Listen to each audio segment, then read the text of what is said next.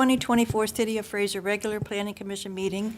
Please place any cell phones or any other devices that might disrupt this meeting in silent mode or turn them off. Would you please stand for the Pledge of Allegiance? Pledge allegiance to the flag of the United States of America and to the republic for which it stands, one nation, under God, indivisible, with liberty and justice for all.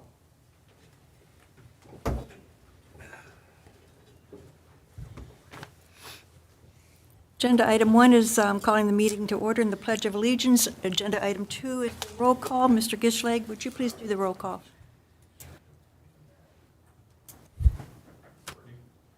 Barr. Here. Zarnecki. Present. Farina. Here. Keel. Here. Meyer. Here. Tuller. Here. Warnick. Here. That is a quorum. Thank you. Agenda item 3 is the approval of the agenda.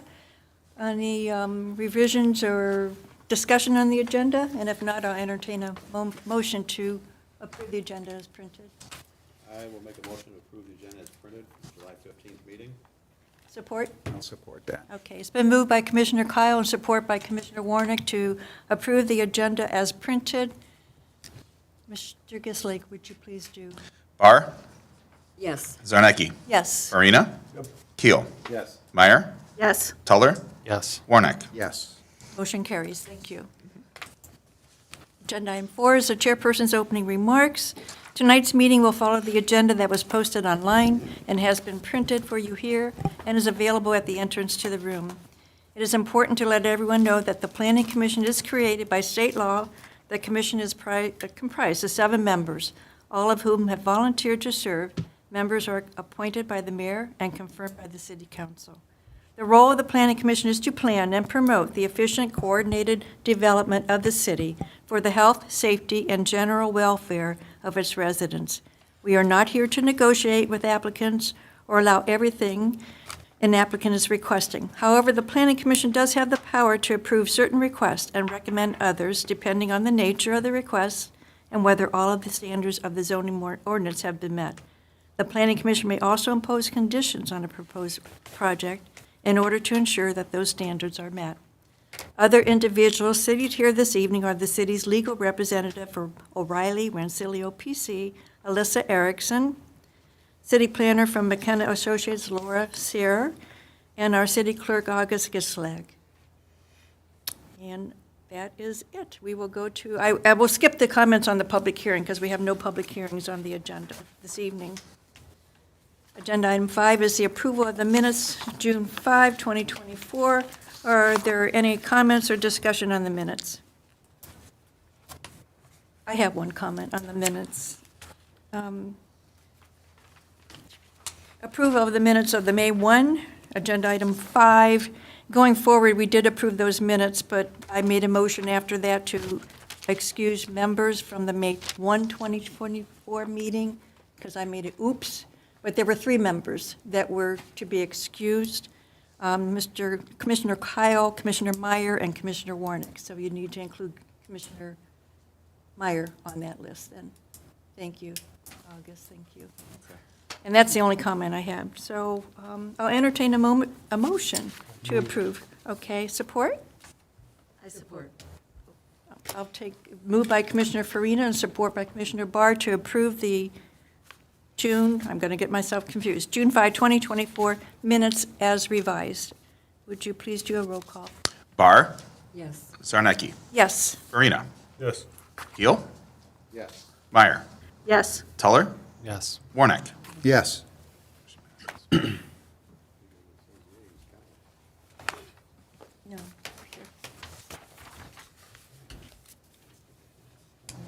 Oh, I'm sorry. And you know what? Mr. Gischlag, Commissioner Kyle just pointed something out to me that I didn't catch. With the minutes that I asked that be revised, when you said the ayes and the nays, the ayes, you did include Meyer, but she was actually absent. I didn't do those minutes. Okay, that's fine, whoever. Yeah, so but I will, if there was something I have to check, I can go back and check. Right. That's administrative and we can fix Then it. I didn't catch that one. So, yeah, there were 3 commissioners absent. Not this meeting. No, I made the oops back in the main meeting. Yeah. It was my fault. So whenever we have commissioners absent, you have to remind me to make a motion, or us to make a motion to excuse. That was all my doing. So I apologize for that. I think it's supposed to be a meeting. Okay, we are ready to go forward now. Agenda item number 6, new business. Public hearings, there are none. B, site plan 24-02, 31253 and 31285 Utica Road, Sunbelt Rentals. Ms. Sear, would you do the review, please? Thank you, Chair Zarnicki. So as many of you probably recall, this item was on last month's agenda, but was postponed because we didn't have the hard copies of the site plan for the commission. So in the interim, planning did share the first review with the applicant. So that is some of the context to some of the application materials and why they're responding to them, because we did share that with them so they could make those updates for this meeting and be a little closer to compliance. So Sunbelt Rentals, they're looking to expand the property, the parcel to the north. They do own both properties now, but they have not been combined yet. That would have to happen before any development starts on the site. And they're going to use the north gravel area to store, I believe, HVAC units. It's not a wheeled vehicle, so it does not require paving. And this is in the IC Industrial Controlled District. They received 3 variances in May 2024 for front parking setback, for the front setback for the gravel storage, and for the fence in the north storage lot. So when looking at the off-street parking, they did specify that the largest number of employees would be 8, and they would need 12 spaces, so a total of 20. They are now proposing 21 spaces, so this is in compliance. The ingress and egress is also compliant with 30 feet, which is what the ordinance requires. They also specified their loading and unloading spaces in the back. They submitted a landscape plan showing the addition of trees and shrubs along the Utica right-of-way. We'll have more to note on that when we get into screening a little bit, which is the next item. And so I believe I emailed out an update to this review. Everyone should have got it, but it's also in hard copy form for you. I apologize for the last-minute nature of that. But it's something the attorney caught, and I appreciate that. So we reviewed it against 3252, which is the outdoor storage lots, but because of the use, which is an equipment rental or storage yard, which is specified in the industrial section of the ordinance, which is 32144. In that use, it specifies what screening must occur, and it's more strict, so we have to go by that one.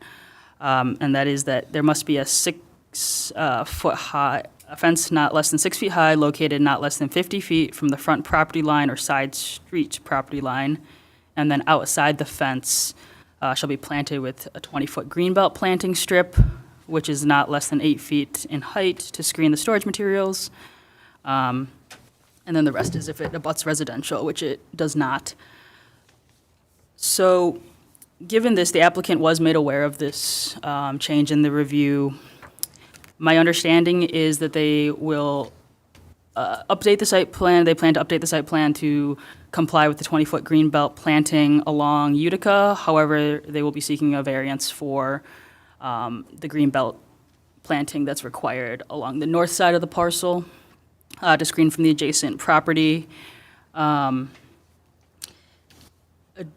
Additionally, the site obscuring fence must be chain link per this ordinance, and the applicant specified that they wouldn't have any issues. Again, happy to be corrected if that's not the case. Moving on from the building materials are all proposed to be brick or stone material. They're not proposing any new signage at this time. If they do, they'll have to obtain a separate permit. Their lighting photometric plan that they proposed is in compliance. And engineering, and public safety did look at the FDC proposed location being switched over, and they have no issues with the new location. And then engineering had a couple additional, or had a couple comments that are still outstanding, but those would be addressed after the site plan phase. So given all of that, if the planning commission is comfortable conditioning approval on the variance and the 20-foot green belt screening, that's what we would recommend. But if they're not comfortable, we also understand if they'd want to table until they get that approval and see it again. Thank you. Thank you, Ms. Sayre. Any questions of Ms. Sayre? Yes. Commissioner Farina? I called you with a couple of questions, okay, that they're going to be parking trailers or whatever they're parking out there.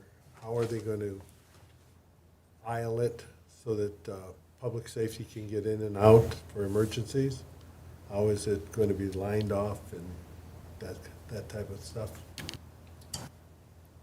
So I'm not entirely sure the exact configuration they're planning for the storage yard, but it's not subject to the same striping that a parking lot. Both Ms. Erickson and myself looked through the ordinance today to see if we could find any specific provisions relating to performance standards of storage lots, but we couldn't find anything specific that, at least to the same level that parking with the lighting, we couldn't find lighting standards. Then how will public safety be able to get in? How will a fire truck get in there? If there's fire. If there is no specified parking layout for that area.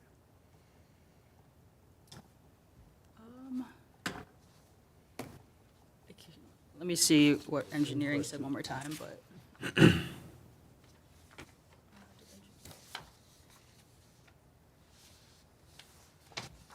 And maybe that's better asked to the applicant, because they're the ones that are going to have to do it. Yes, and let me say something here. This application will be reviewed by the fire department. When you say it's reviewed by the public safety, that includes fire, correct? Yes, Captain Gillies reviewed it. Right, okay. But you didn't get any comments from the fire department about the layout of the, emergency service getting in there? He didn't provide any comments to that extent, Okay. no. Okay. And maybe the applicant can help us with that? Okay. Okay. Do you want some more time to check, or do you want to receive some more questions, Lauren? I can look into the engineering comments to see if they're addressed. Site circulation is generally engineering. And as you well know, I was questioning the site circulation too, because I couldn't quite follow it on the site plan, but I will refer to the applicant when we have them step up, so, yeah. Okay, any other questions for? So you know, the fire department is just to fight a fire on the building. So that's where their requirements will be. As a storage place, they're going to need circulation no matter what for them to get a high-low in and move things. But they're not going to require a truck to go back there or anything. They need to fight a fire on that building. And that's where all those are permanent things for fighting a fire. That's not what I got my butt chewed for. Yes. What's that? Thank you for that clarification, Commissioner Warning. Okay, so we don't really have to be concerned about No. the parking lot or the storage area. Okay, thank you. I think it's all settled, Ms. Sierra. Thank you. Okay, cool. All right. Any other questions of Ms. Sierra? Nope. Okay. I don't either. Okay. Applicants, would you please step up? If you all three want to come, just pull up another chair. If you want to come separately, it's your choice. Don't make it look so hard. Okay, and what I'm going to remind you of, and Ed's going to come and help you too, is the microphone.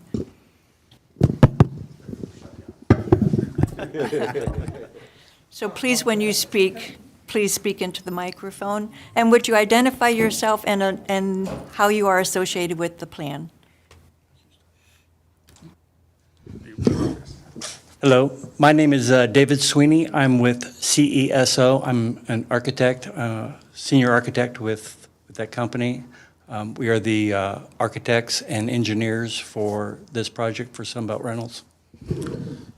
My name is Bradley Fraser. I'm a senior leader at Sunbelt Rentals. David Tiber, engineer with CESO. My role is everything outside the building for site survey. David, was it Tyler, your last name? Tiber, Teyber. Thank you. Thank you very much. Okay, would you, any of you like to add to Ms. Sierra's review and tell us a little bit more? Or do you have anything to add? So for us, the addition of the property on the north side is going to greatly enhance this building, as well as the presence in the city and in this district. What it'll allow us to do is provide more storage and greater capabilities for Sunbelt Rentals. And it's really going to enhance the ability to service this building, whether it's from deliveries or ingress, egress. The public is going to be a lot easier to use this project, this property. There's a lot of things that this is going to allow to happen. We're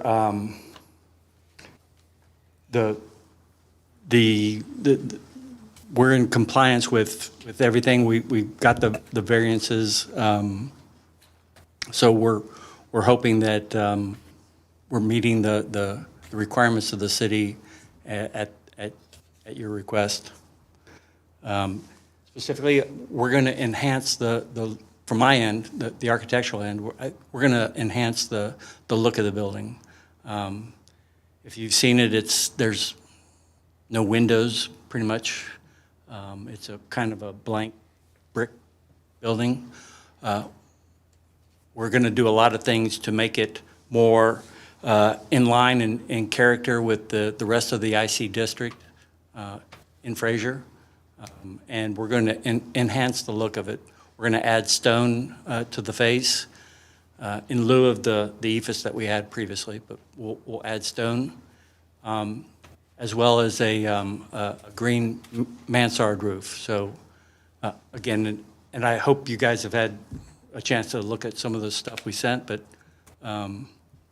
we did take care to analyze the look of the buildings in the IC district in Fraser, and to more or less be in line with the characteristics of those buildings. So again, we feel that it is an improvement to the look of the building, and it'll be a great addition to the community.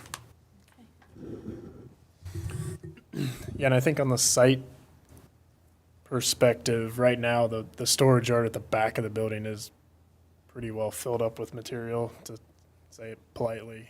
And so expanding the yard to the north will definitely open up a lot of that internal circulation that there was kind of a brief discussion about not too long ago. And then adding the new driveway to the north, it kind of aligns. There's already a curb cut at that location. We're basically going to just rebuild that to accommodate the traffic that's going to be going in and out of that. But that'll help get some separation from the main intersection to the south, as the current driveway is pretty close to that intersection. So I think overall it'll help some of the circulation on Utica Road.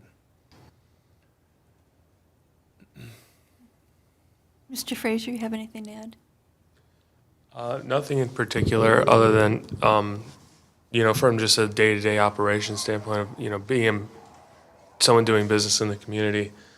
The plan as it stands would allow us to kind of be a better neighbor, like he said, in that it will allow us to shift everything that sometimes creates backups on the road and creates traffic problems for residents in-house and into the back where it belongs. Okay. And on top of that, we really do enjoy, from a business perspective, being in Fraser. And this site plan allows us to grow and stay in Fraser as opposed to having to consider relocations outside of the community, which is something I would rather not do. Good, we want you to stay. So, how long have you been operating there? So Sunbelt Rentals acquired a company called Temp Air in 2019. This location was a Temp Air location. They had been there 6 years before that, and they purchased the building from Audia Custom Woodworking, I believe in 2013, give or take. Don't quote me on that. That's okay. And then we've been, successfully doing business out of that building ever since. Okay. The interior is beautiful, so I was there this morning. Yes. But also, or this afternoon, Mr. Taver, if I'm pronouncing your name correctly, would you be the one to help us with the internal circulation and tell us how you're going to be moving the vehicles around, in and out? Which access, you're going to be using the most northern access to get in? What I was told this morning was you might be more supportive of a one-way circulation, and I don't know if that's your intent at all. Might take a joint answer here with Bradley and myself, but I do know the customer parking that we have, there's the 11 spaces up front by the front door, so that driveway there would be just for customer in and out. Okay.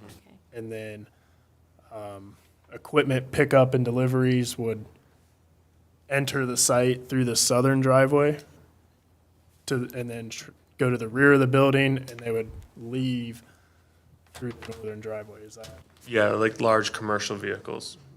And I didn't hear you. So you're entering the southern, then leaving the north? Yes. Correct. Okay, thank you. Mm-hmm. Okay. So in terms of the north curb cut, that would be considered an egress only?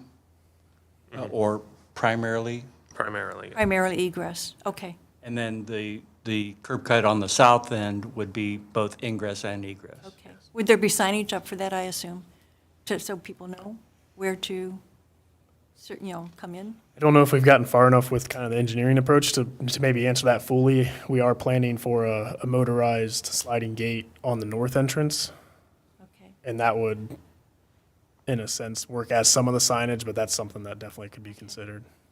All right. On my site visit this morning, Mr. Peterson said the traffic can be hectic, and it was when I was trying to pull out.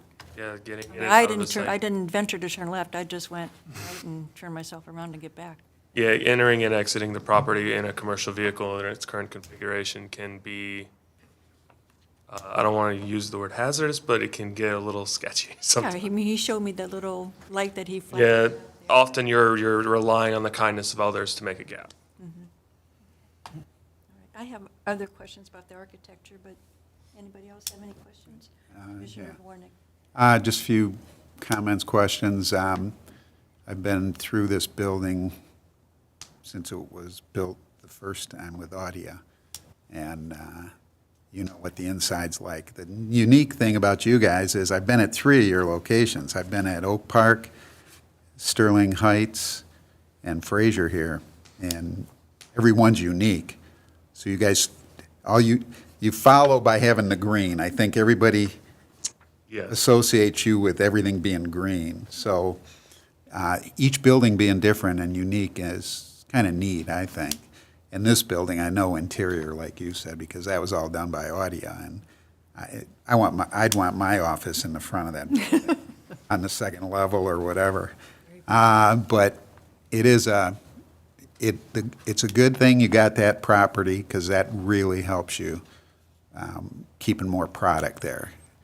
I know when it was Temp Air, when they came in 2013 or whatever it was, they made some changes, but I always wondered if they'd have enough room, but you guys definitely need the room. So that'll be cool. Plus getting rid of a house that was abandoned and we dealt with for over a decade with cats. So you guys probably will never have rats still there. Yes, Because I'm sure there's so many cats over there. Cats and the occasional gentleman living in the garage, yeah. Yeah.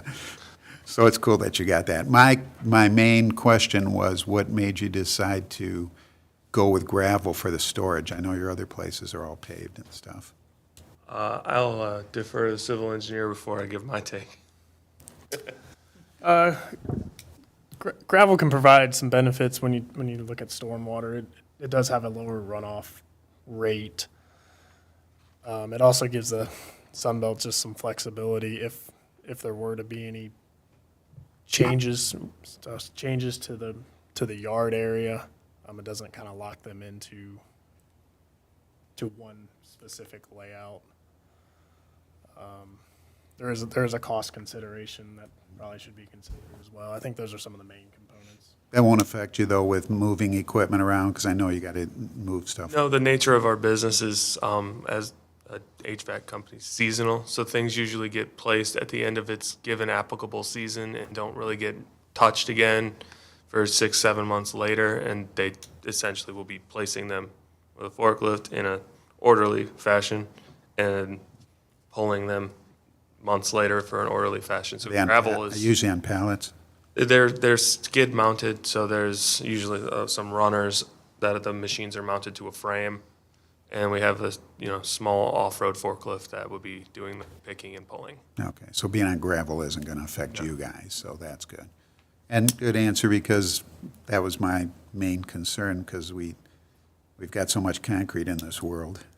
I'm not a fan of concrete when it doesn't have to be there, and thank goodness, like Lauren said, it's not a requirement for that storage part. So I'm happy with that, and I think it's a good plan. I think it's going to be a big improvement to the site. That's it. Thank you. Commissioner Warnick, any other questions? Before I delve in? Okay.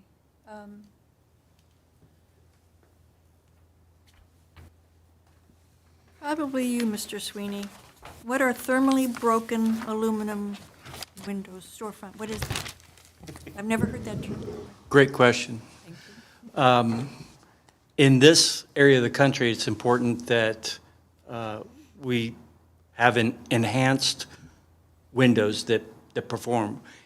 With a window frame that is not thermally broken, you can actually develop frost on the inside. I'm sure you guys have seen a lot of that, maybe a lot in homes. They're not separated. So what it is there's a connection between the two halves of the frame that won't conduct cold or heat as easily. So they're thermally broken. They're broken apart, but they're connected by a stiff, I don't know, like material that's not Like a polyurethane. right. It's a I can help you out. I've had a window company since 1970. excellent. Oh, So you know what it was then, okay. That's, it's common. My big exposure, probably in the early 2000s, when you still had a lot of aluminum windows out there, because aluminum being a metal, that's what needs to be thermally broken. Correct. So it doesn't jump there. Well, I remember going to a site in Macomb and giving them a price for windows. And from inside, I just sat down and started, and he's showing me the windows that he has already. He opened the drapes, and they were all white. And I thought they were white windows. They kind of looked pretty thick, because I thought, well, maybe they are vinyl. I need to go up. It was all ice on the inside, because there was no thermal break. Right. So that cold with having the drapes closed made it even worse. So they were caked with just ice. You would never think the window was aluminum colored. Right. So that's what it is. I'll just throw in my 2 cents, that's all. Energy efficient, we're going to need to provide those type of windows so we don't get that heat or cold conducted into the interior. Thank you, Mr. Sweeney. Did I hear you say there's not going to be any IFAS material? That's correct. I did notice on the revised drawings that I left an area out Okay. that should have been indicated as stone on the south side of the building. That taller portion of the building, where the signify entrance, that will all be the stone look to that. Beautiful, great.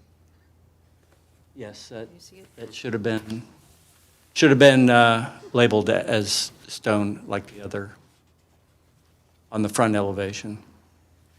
You'll make that revision? on the Yes, plan? yes, yes. It's mentioned that there are 2 coats of paint on the brick. Yes. Is there a certain color? Well, it would be in line with the colors of Sunbelt, and they have a light gray that would likely be used for the brick as well as the CMU block. Okay, all Concrete right, block. thank you. I know signage is not required at this moment, but maybe, Ms. Sierra, the signage that it's aluminum signage, would that maybe comply with our new sign ordinance? I know I should have asked you that today, gave you some heads up. It's not necessary because they don't have to comply to something we don't have yet. I just wondered for my edification. Yeah, I think it's, I mean, depending on how large it is would dictate compliance. Okay. It's based upon the size. Typically, it's an internally illuminated sign. Yep, those are permitted, yeah. Okay. So, and correct, based upon how much frontage we have and the size of the sign, would that be correct? For now. Okay, thank you. Are there any changes forthcoming on the ground signs or the monument signage? Okay, Okay, so it's sign, ground, and building. right. Okay. All right, thank you all. You can stay for the rest of the meeting. I had a feeling that was the case. All right. Are you going to do any interior renovation that you know of? Yes, we are. We are renovating the interior. There's adding a training area on the second floor, so this will basically create a couple more offices and relocate. It's got a large, almost a residential style kitchen to it, and that's not something you really need at this facility, so. Might kind of- And we're also, importantly, we're going to create accessible bathrooms. And currently, the bathrooms are not great, but these will be in full compliance with ADA and meet the occupant requirements and basically be up to code. Okay, thank you. All right. Are you going to clear cut the lot to the north? It's going to be completely clear cut? I'm just asking, it doesn't matter. You're allowed to do that. I just didn't know if, I didn't have access to that lot, and I didn't know if there were any exciting trees in there. I think anything in the perimeter, or I'm sorry, in the interior would have to obviously come down for the storage yard. On the perimeter, I think obviously we try to keep what we can. But I don't know how feasible that is with just the scope of the work. So can't 100% answer your question, but I think a lot of it will kind of come down and go away. Okay, And along the railroad, it's relatively scrubby and overgrowth. I know, right, it's Like just to kind of clean brush. all that up. Yeah, Just give it a fresh touch up. okay. I didn't hear you, Mr. Fraser. Randolph, Oh, you were I talking said- to us? I would like to take the stance that we would not take down a tree. We wouldn't have to, like absolutely have to, but that's more Mr. Tiber's department. I just assumed you were going to have to do that in order to get everything in there, so, okay. There are also a lot of trees up against the building. Those certainly can't stay because, they tend to clog up the roof drains and so forth, so. Right, understood. Okay.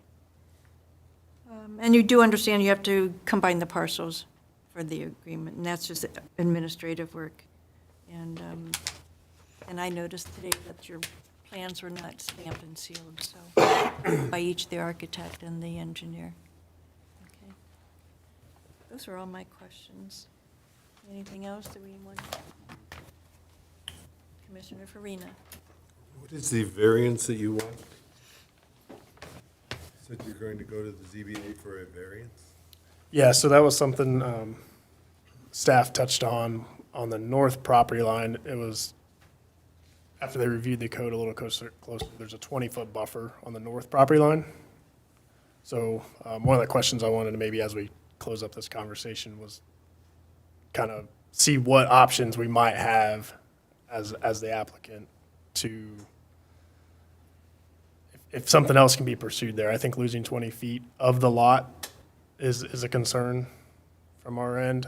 We've also, there's the right-of-way dedication that was, I believe, mentioned in the packet to be 60 foot from the center line. So that's taken a little bit more storage area than we had originally anticipated. So that would maybe be our question is what options do we have, and is the 20 foot appropriate?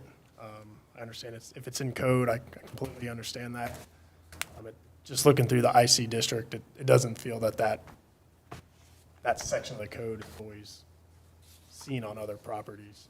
I'm sorry, it doesn't feel what? It doesn't seem that 20-foot buffer yard's being administered on other properties.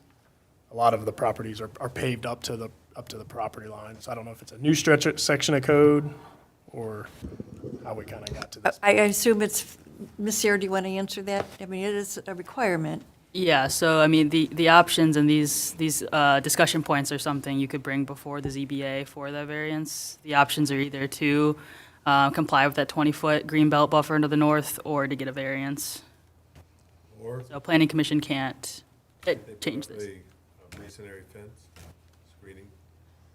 So it does have to be a chain link fence with a green belt. So one of the things that, Make sure the microphones are on and you're close to the microphone. That one's sticking straight up is not good. Mr. Knapp? Thank you. Yep, thank you, Ed. so one of the things with the, being in with the IC district, the parcel to the north is also in the same district. And I think it should be noted that their pavement and improvements come all the way to the property line. They end at the property line. The property line dividing you two. Dividing along the north side, Okay, at the north side of the new parcel, okay. that property to the north of that, their improvements come all the way to the property line itself. We're showing right now a 10-foot buffer yard with I guess now a security fence, not a security fence, but a screening fence. The question becomes, 20 feet is quite a bit of property to lose on the use of that property on the north side. 10 foot, we'd like it to be 0, given the fact that, it's 0 to the north of us. But if at the most, we would prefer to only lose 10 feet on the north side, given the amount of property we're losing on the Utica roadside. We're getting squeezed from all sides, and, the Losing property, losing space. becomes almost, Don't say you're going to leave, no. it is,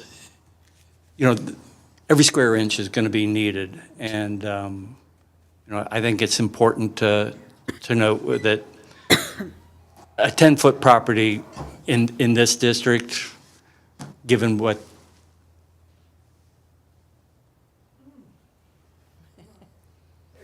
There, thank you, Ed. If you want to walk up and show us, but grab the mic. There you go. Thank you, Mr. Sweeney. So as you can see, this is the property line or approximate location of the property line. You can see the pavement and structures and so forth from the property to the north really, encroach. So it would be, in essence, putting all the burden on this property to provide separation. And given the size of the new parcel is less than an acre. And when we're talking about losing 20 feet on the north side as opposed to 10 feet or 0 feet. When it's not like we're up against a residential district, we're up against, another industrial site. Correct, I understand, yes. Where did the 20 feet come from?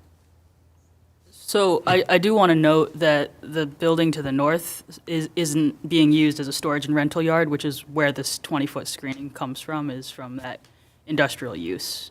Requires that additional screening Because of the difference in because of the difference in use. use, I'm sorry, okay. Still the same zoning district. It is the same zoning district, Okay.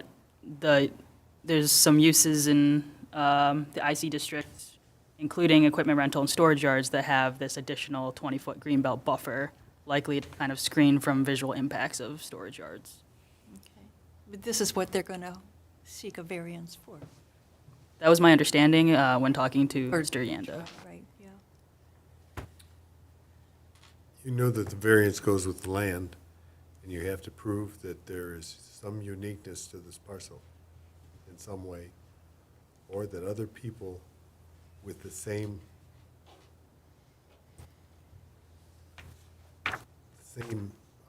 line of business have already gotten that variance in your area.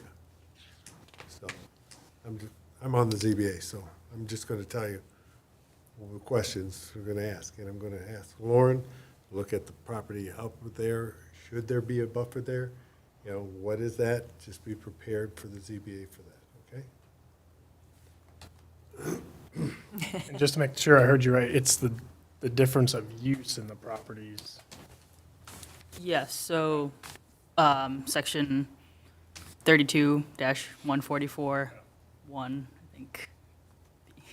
I can email it if it's helpful, but it specifies the screening of certain uses, and storage rental yards have that. So if in the future you sell this to another industrial use, they might not need that at all. They might be able to go right up to that property line with a pavement or something, so it's because of the use. So in the future, though, that could happen. It's probably easier to make expansion to something in the future where you can't, to that area. So it's non-usable area for you, but it might be usable area for somebody in the future. So it's not a permanent, only for that type of use it's permanent, if, like Commissioner Farina was talking about, when you get the variance for it. So it runs with the land, but they don't need that variance maybe on another. So I'm just keeping that, just so you know, there is some flexibility for the future. Again, I think it's presented more as a hardship to taking out 20 feet on the north side as opposed to 10 feet is a considerable amount of property when we look at. I guess I would say don't even, it's not, we can't do anything about it. I understand. So, I would work on your case for the zoning board. Okay. You have any questions? So I guess the decision that we're looking at tonight would be made on the idea that the 20 foot's being included as the current buffer. That's how this, Well, this is, we've got a 10-foot. Yeah. We've got 10-foot shown. If you like, we can put in a clause that says pending ZBA approval. Right. But if it doesn't get approved, then if it doesn't get approved, then you are out of, you don't have an approval on your plan either, so. yeah, and I think that's maybe part of my question. Is there a way that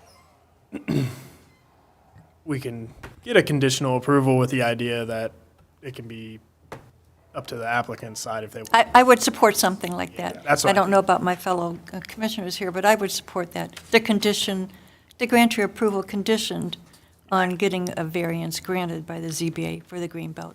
Yeah.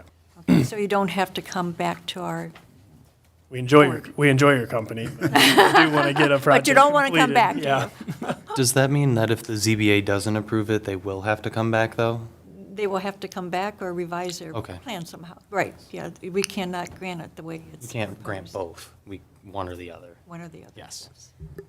Yes. Okay. Any other questions of the applicant? Okay. Thank you very much, gentlemen. You can stay there if you like, or go back in the audience, your preference. I will open any, comments to the audience, but let the record show there is nobody in the audience besides the applicant. All right, so, commissioners, anybody ready to do a motion? Make a motion? There's going to be a couple of conditions to them. And I would refer you to the latest memo from Ms. Sierra that's dated July 15th. We've got 3 conditions there. Another condition would be the combination of the parcels, and the other one is to submit stamp and seal, a sealed site plan, stamped and sealed by the architect and engineer. I'll open it up to discussion, if you have any comments.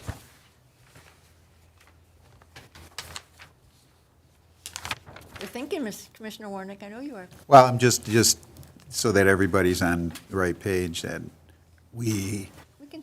have to approve the proposed screening of the Correct, outside which has to be, storage. which has to be the chain link, though. Yeah. Right? I don't know if we ever get in anymore. Is there are you doing a treatment to the chain link? Is it a coated chain link? Is it slats? If you're going to answer, come up to the table. Yeah, sorry. And use a mic, yeah, we're sorry.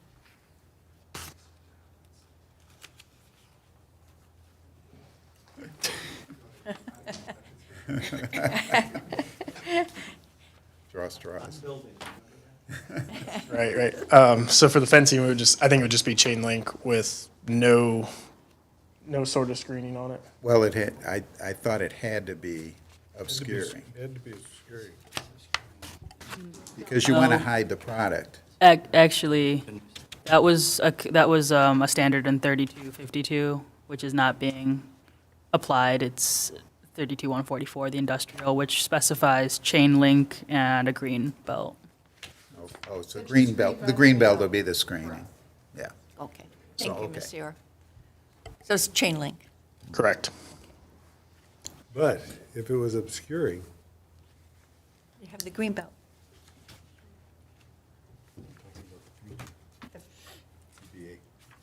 Oh, okay.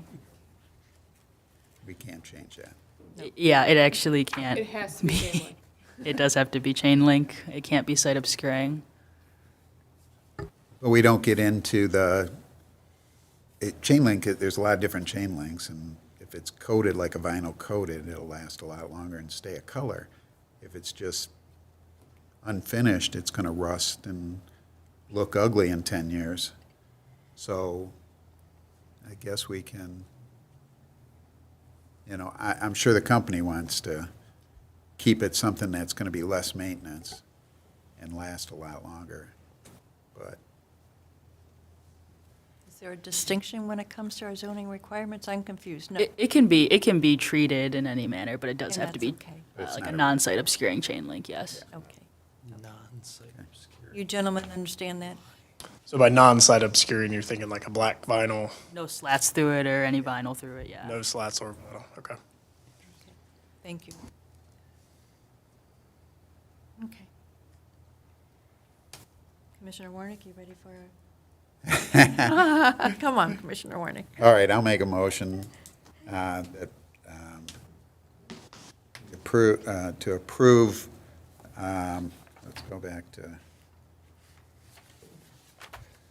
we are, SP 24-02 site plan.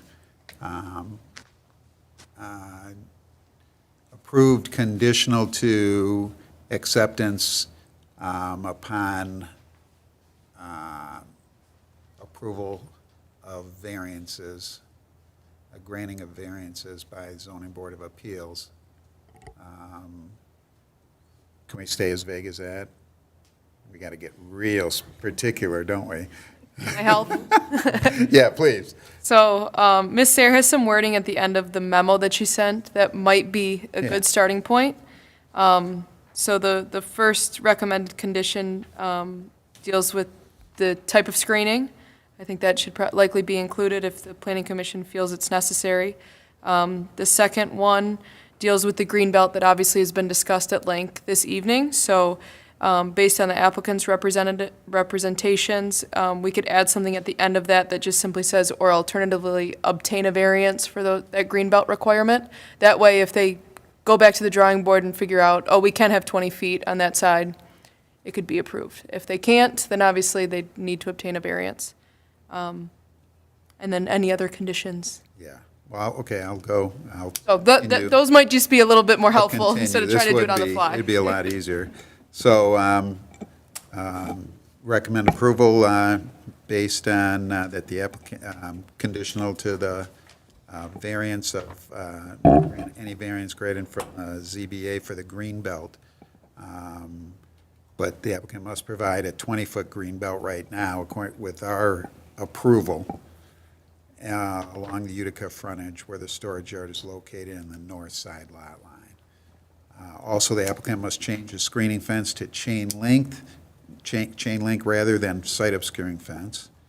And then the applicant must meet all the requirements from the public safety and engineering comments, as well as any other requirements from any other departments. So public safety includes fire, so it's fire and police. And am I missing? Combination, Oh, combinate, and that the lots be combined prior to any development would be. prior my to recommendation. issuance of any permits and development, And stamped and which sealed. would be a requirement anyway of the building department, so, And stamped and sealed site. and stamped and sealed plans. So I did that all by myself, but, Yeah, I'm not reading it back. and I'm not repeating it. I didn't think so. We'll pluck that off the YouTube later. I don't know if I am Yeah. either, but okay. And do we have support for that? I'll motion? support. Okay, so it's been moved by Commissioner Warnick and support by Commissioner Kyle Not happening. to grant approval for site plan 24-02, 31253 and 31285 Utica Road with 5 conditions that no one wants to repeat. But do our applicants understand the 5 conditions? Just want to make sure I understood the north property boundary correct. So, I this- think one of the condition, Mr. Taver, I'm sorry, the applicant must provide a 20-foot green belt along Utica frontage where the storage yard is located and the north side of the lot, but alternatively, should the applicant choose, they can obtain a variance for the 20-foot green belt by the ZBA. so it'd be approved as a 20-foot if that's provided. The project could move forward, and if the applicant wants to pursue a variance, they would go back and pursue that variance. But we don't have to approve it again. Correct. And Right, at- zoning board. And at the ZBA, it would be approved or denied, and that would be the last public meeting for the, For anything less than 20, you would need a variance. Does that make sense? Like to simplify it? right, no, it Yes. does. but Okay. I think I'm just asking. And like- and rest if of the you get the conditions would be variance from administrative. ZBA, no, that's your last meeting, you do not have to come back here. Correct, because if we do have to come back here, I think it just elongates permitting. Right, we want you to get through this rather quickly. But you do still have to go internally to get the parcels combined too. Correct. So I don't know how much Understood. time Yeah, that- I know there's still some things we'd have to kind of wrap up, obviously. Yeah. So. And we can't give a exact footage, like say you wanted to go to 10. We don't know if the zoning board you might work out as something between you and be 8 feet or something. So we're leaving it open that way for that to. Right, completely understood, and I think that's, Okay. in my mind, made sense. I just want to make sure it was, That's good. If you have any questions? everybody's on the same. Thank you. Thank you. Thank you all. Okay, I think we're ready for a roll call. Okay, Commissioner Barr, Yes. Zarnecki, Yes? Farina, Yes. Kyle, Yes. Meyer, Yes. Tuller, Yes. Warnick. Yes. Motion passes. Motion carries. We hope not to see you again. Thank you very much for your time. Thank you. Okay, do you want me just to pause the meeting, or you want to, no? Okay, all right. Just let the record note that Mr. Commissioner Farina stepped away at 7:57, was what I have. All right. Agenda item number 7, the unfinished business sign ordinance presentation. Ms. Sarah, are you doing this? Yep. Okay. Thanks, Chair Zarnecki. So now I'll read the entire thing. No, I'm just kidding. Both the city clerk and attorney told me explicitly not to, but I wasn't planning on it. I think I said I would cry if she did, so. And we don't want that tonight, so. I was already planning on getting home at 10 o'clock, just looking at the time. But, so we do have a full conceptual draft complete. This was created through a lot of hard work from the Planning Commission, the Attorney's Office, and the Planning Office. So we're excited to have this full conceptual draft. It's not been fully proofread all the way through for just to double-check consistency and grammar and syntax, but the concepts are there.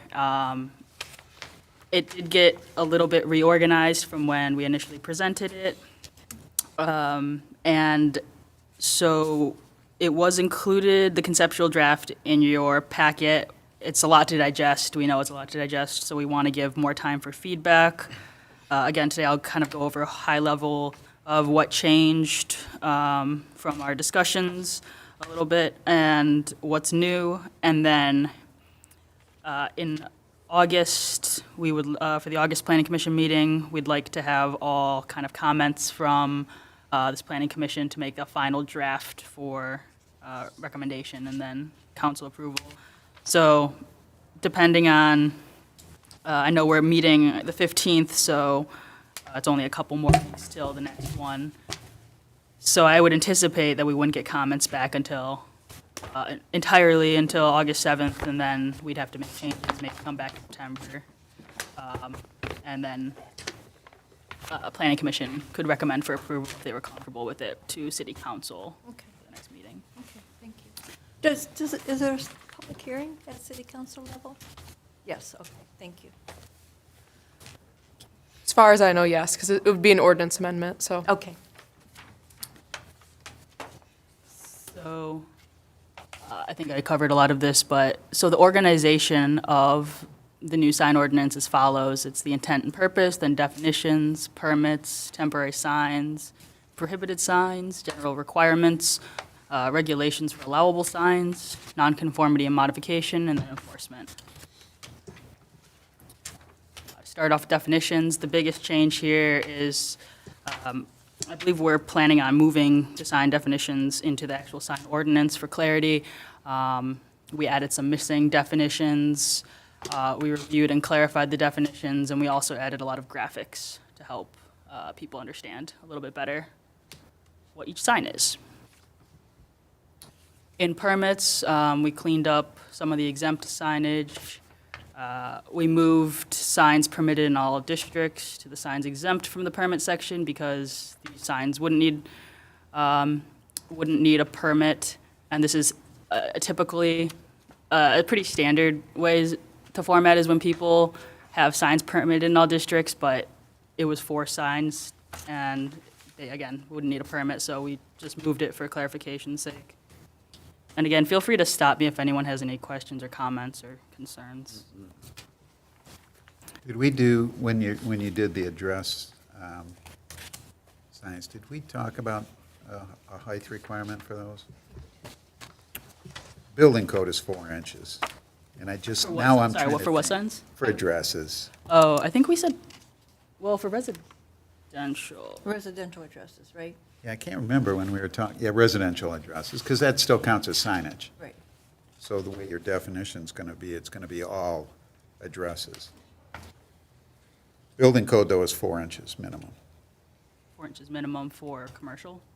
for everything in the building. Oh. For- 4 It's for inches, public safety to Yeah, access, 4 inch. so they can see it, And that- and it's got to be on every building. And I think Mr. Denault mentioned that this was in fire code, I believe. There is has it too. It's for the one, they're one of the purposes, because they're rushing around, and you get 2 places that don't even have addresses. They have to be visible from the road, and they have to be on the building. There's a huge Did we have it in there? discussion on page 9 of the proposed ordinance in 2FI.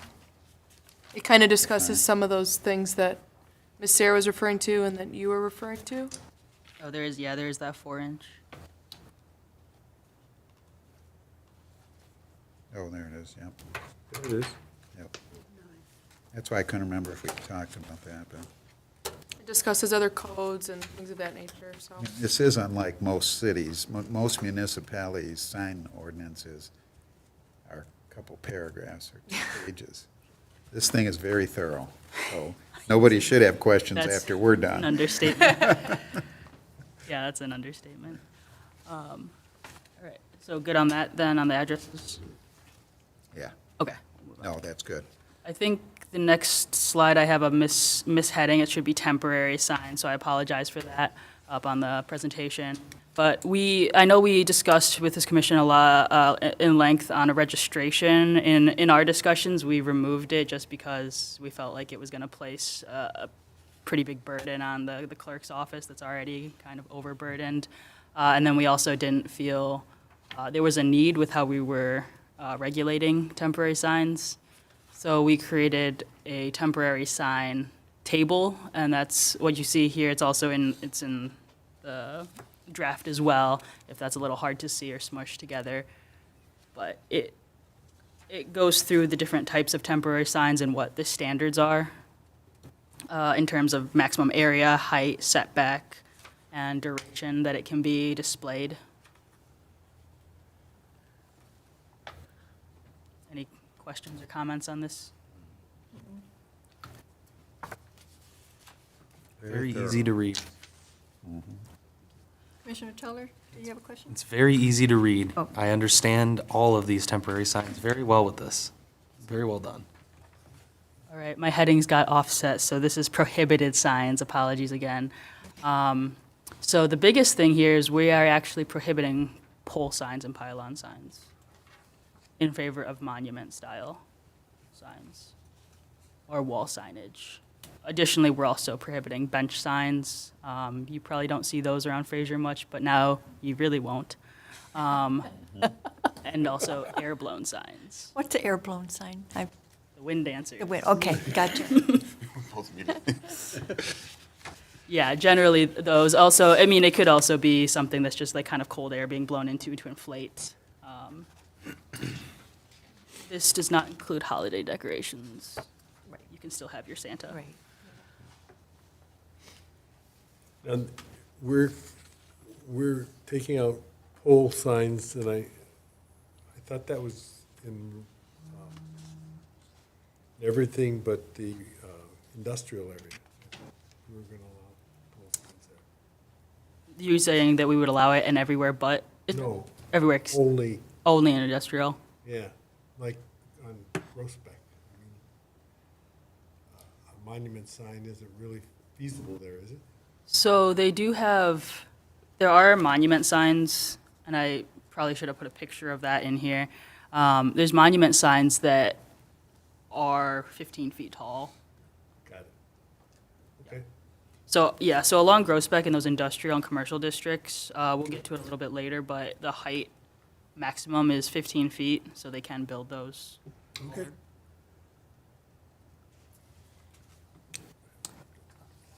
In terms of general requirements, we reorganized it into these sections. So generally, which covers, it's just kind of a catch-all statement about signs have to conform with the ordinance. Support location, construction, placement, clear vision distance, sign faces, effects. I'll highlight obsolete signs because it's adding a provision that we don't have that says if a business goes out of business, then if their sign is still up, we can, after a certain amount of time, remove that. Ground signs, wall signs, residential entranceway signs, electronic message boards, directional signs. Message should actually be menu boards. We don't have standards on those either, which they usually fall outside of our permitted right now, so these would make them actually allowable. And then illumination standards. In the regulations for allowable signs, we split it out into 2 different tables. And these are the signs that are, when it comes down to it, when you're reading all the definitions, these are actually the signs that are not either temporary or not permitted. So it looks like a lot less than the definitions, but this table applies to residential districts and the recreation district, and it's broken out by residential uses, including residential developments, and then non-residential uses. And it specifies the different standards, like the area, the setback, the height, how many signs you're allowed for these districts and these uses. Similarly, for every other district, so OS, OR, CN, CBD, CG, IR, and IC, we have a split up OS, OR, CN, and CBD, and then CG, IR, and IC, which is how the current ordinance separates the signs in their schedule. Same sort of thing, going through all the signs and what's allowed and where it's allowed. And then nonconformity and modification, and then enforcement are the last two sections. They're both new. They provide a little bit more specific procedure for enforcement. One highlight is, very clearly saying that signs in the public right-of-way can be removed without notice. The enforcement section specifies a notice procedure, how code enforcement is supposed to notice before requiring the sign to be removed. The nonconformity specifies the conditions for lawfully nonconforming signs and the conditions on their continuance as nonconforming signs. And I believe that brings me to the end of the high-level summary. Again, it's a lot to digest, so as each of you are reviewing and marking up, feel free. You can send comments via email. You can bring them to the meeting. I'll ask for them after the meeting, though, if you do bring them to the meeting. In writing is what you're saying? Yes, Yeah, please. okay. So we can incorporate or discuss. But it's okay to connect with you internally by email? Yep, and if anyone needs my email, I have another card. You can take another card. Question, Lloyd. Sure. In our discussions, we talked about maintenance of signs and keeping them in repair, and that there might be a portion where the sign had to be reviewed after 10 years. Excuse me. Reviewed after 10 years and to be reapproved or to be fixed. So I will say that in discussion with code enforcement and the building department, they were not really supportive of that and didn't seem to think it would be any more effective than, I suppose, like how it's currently being done with. Well, I don't find anywhere in here where it says how it's to be done. What is currently being done? If it's in disrepair, I believe it's needs to be removed. Do you know the section? I mean, there's obviously property maintenance code that would also kick in Right. for certain things that are in disrepair. Construction in general talks about every sign shall be maintained in safe structural condition, neat, clean, secure, attractive with condition with upright, secure supports. All sign material shall be kept free of defective or missing parts, peeling, corrosion, or other surface or support deterioration, and in compliance with the current provisions of the property maintenance code and local amendments adopted by the city. Sign copy shall be maintained intact, free of defacement and free of missing characters. If the face is illuminated, all light fixtures and light sources shall be maintained in a manner that renders them safe and proper working order. So I think that provision would cover keeping it in good repair. Because I know there's that fence, they just went through that hockey land, getting their fence repaired. Okay. So talk with Bob. for my clarification, there's not going to be a system of inspections, so any disrepair or maintenance is going to be complaint-driven, is that correct? Complaint driven if the code enforcement's out and sees it as well. If they just happen to see it casually driving by? Correct. Okay. There's a lot of things. You got employment changes. You can't go like this 10-year thing. Who's keeping track of that? They're gonna have to have a thing with them that, oh, this one's 9 years old. We're gonna have to watch this one next year or whatever. I'm just saying as we go, it's hard, and I can see that department right away saying, we're not doing this. Nobody pays us enough to do all this stuff. It's hard to do. You can't keep track of that. I think staying with the property maintenance code from the International Code Council, that's, covers a lot of it. And then plus if we have just a basic maintenance one like you talked about, I think we'll be good.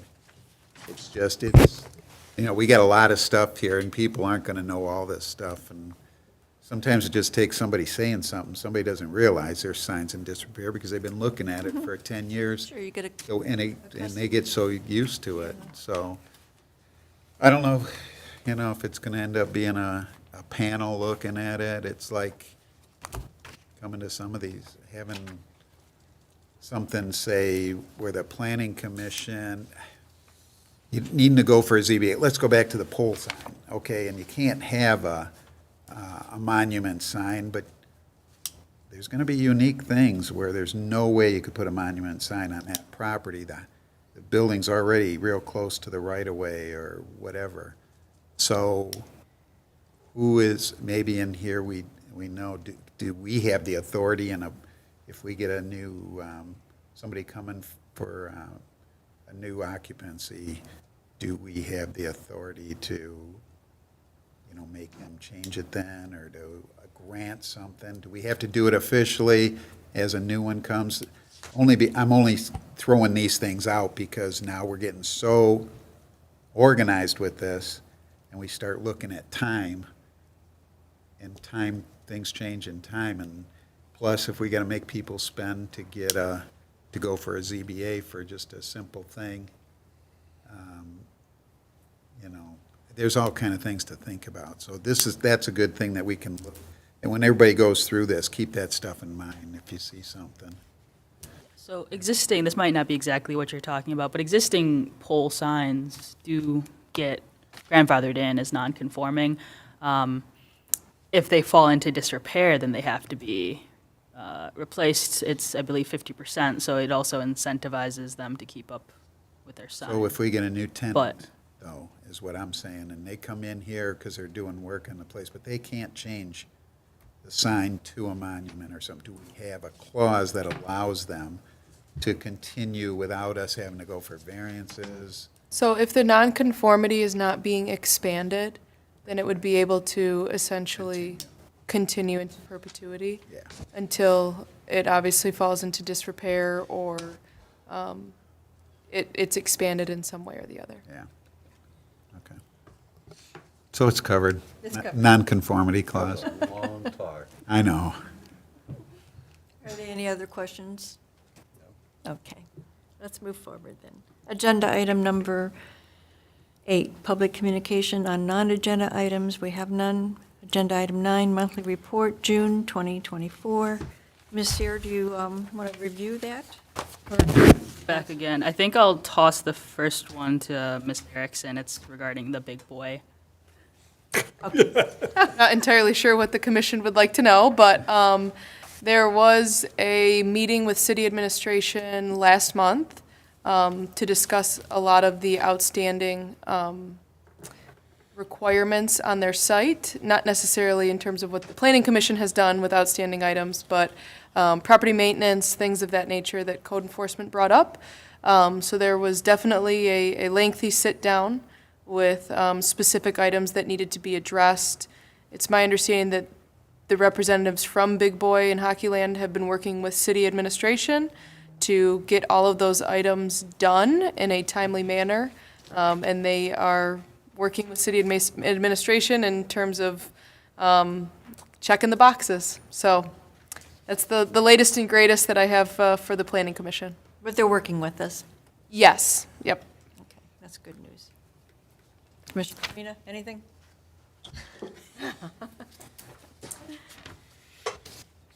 Great for you. Any other questions or comments on the report? Nope. Commissioner Meyer?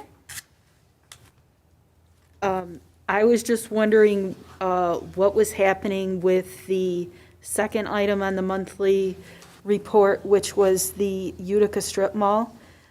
Last month, we discussed our concerns because of the fact that the property there was the wall that was standing and there wasn't adequate fencing and that. and now the wall has come down.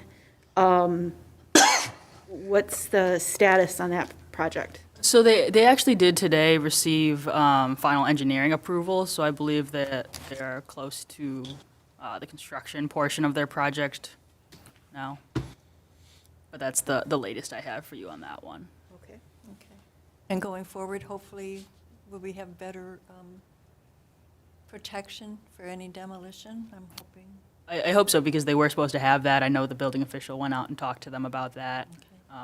But I understand that it wasn't done correctly on this. Did the applicant change their site plan at all? I mean, if they did, they'd have to come back here, but I just heard he was trying to do something different, and that was all purely. They didn't change the exterior of the building. Okay. I think they were thinking about making it one building. I don't know if they did that. One or two tenants or whatever, just that part. But they didn't change the footprint. Okay. Okay, correct, Ms. Erickson, correct me if I'm wrong, but I believe the sheets might be actually targeting, and this was after I sent this out, but I believe they might be targeting September now. September, because I was going to say, with the August meeting, that probably notification probably would have already city had to attorney go made out that clear. for public hearing. Yeah. Is that correct? Do you have any comment? The city attorney addressed council telling them that expected in September. September. Yes, absolutely, Okay. to the council. A definite date that we know of, August, or just? Not definite, but he said there's no way it's going to be August. So, Okay. We're following our sign review timeline too close. Foundation Solutions, 34400 Klein. It's currently in engineering review. Doesn't have approval yet. Sunbelt Rentals, we just saw today for Planning Commission. And Divergent, which is 34575 Commerce, was tabled until they requested the variances. They have actually not reached out, so They haven't reached out, have they? they have not reached out, so I will follow up with them. Oh, will you call them? Because I'm wondering what they're going to do. Yeah, I will. I'll make a note to follow up with them. Funny, now I see their buses all over the place, now that I know what they do. It was interesting. I didn't know anything about that. I think we put a lot of, I think they were really questioning the pavement of the whole property. Yeah. Which was going to be cost prohibitive, maybe. Right. But we'll see. Hope they do need That to was come one of my comments. I was going to ask you if you did hear anything from them, so I'd be curious. Not at our yet, next no. meeting. That's all from me.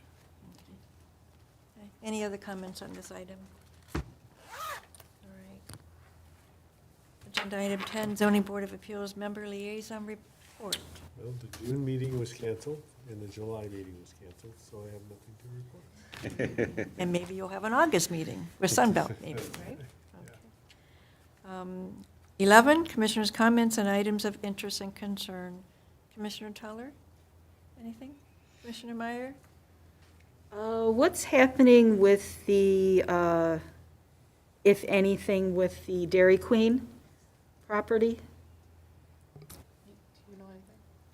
I was going to say, I do not know anything. I believe- apologize. Oh, I that's believe okay. they're in the process of entering a consent judgment with the owner. And it's either, there were three options, and I'm trying to remember all three. One of them was just demolishing, one of them, I think, might have been repairing. I'd have to check. And then one of them was building a new building, but planning had some concerns on that I think that Mr. Denault wanted to discuss that we have not discussed yet. I'm somewhat familiar with consent judgments, but I'm going to say some of the commissioners probably don't know what that is. If you want to kind of discuss what a consent judgment is. I will actually toss that one Okay, to Ms. Ms. Erickson. Erickson. A consent judgment generally is something that two parties would agree to and enter into, outlining the terms and conditions of a settlement or something along those lines, development.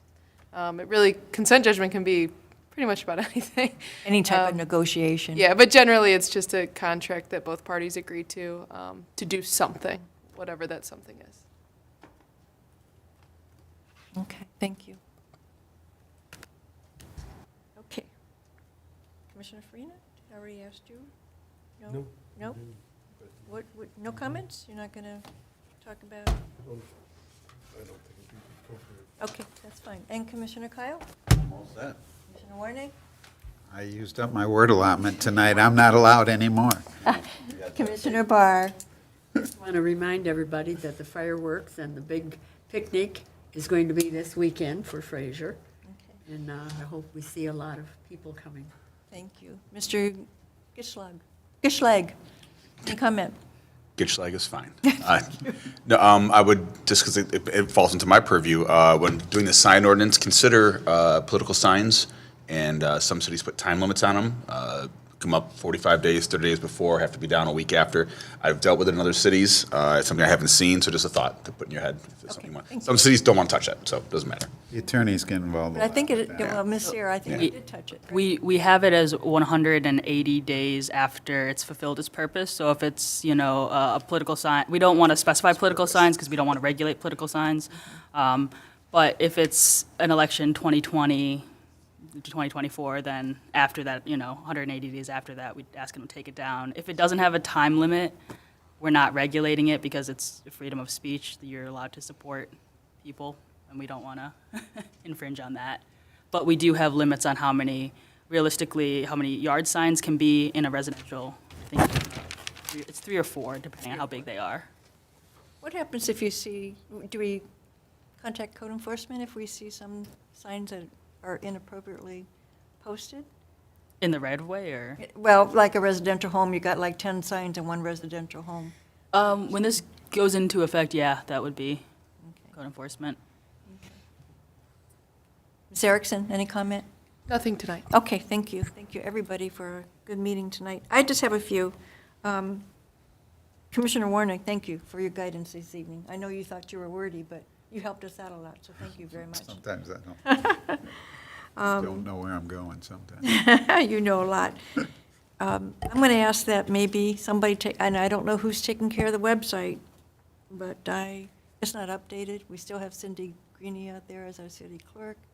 Needs to update. That needs to be updated. I'm going to ask again and again that the planning commission meetings be posted online. I'm tired of going back to my paper minutes to see what we did for a certain item. And if they're posted, all I have to do is, go to that certain meeting and look at them. Who do we have? We have Ms. Sarah. Do you have a comment?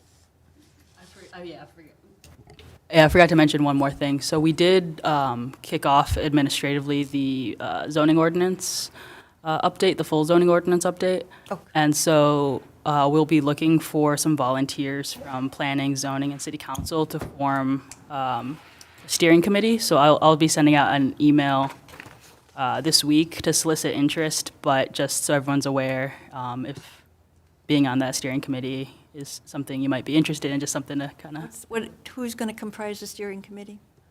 It'll be planning commissioners. So I think we were targeting like 2 planning commissioners, 2 zoning board members, 2 city council members, city attorney, code enforcement officer, a couple planning.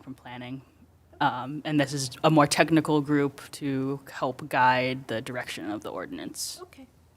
Again, I'll send an email later this week. Okay, to thank solicit you. interest. All right. Somebody from city council? Couple folks, yeah.